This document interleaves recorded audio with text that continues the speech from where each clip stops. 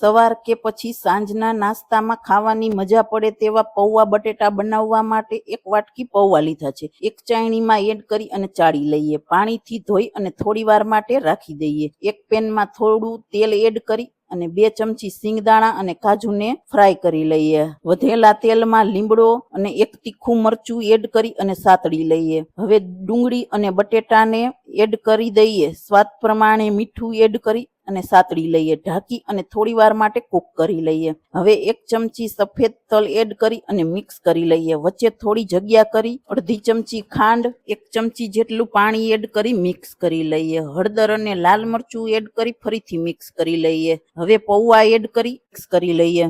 ઉપરથી સિંગદાણા અને કાજુ એડ કરી દઈએ. હવે 1 લીંબુનો રસ અને કોથમરી એડ કરી અને મિક્સ કરી લઈએ. એક પ્લેટમાં કાઢી અને ઉપરથી સેવ એડ કરી દઈએ. તો તૈયાર છે પૌવા બટેટા. તો આ રેસીપી એકવાર જરૂરથી ટ્રાય કરજો અને ખાવાની તો ખૂબ મજા આવશે.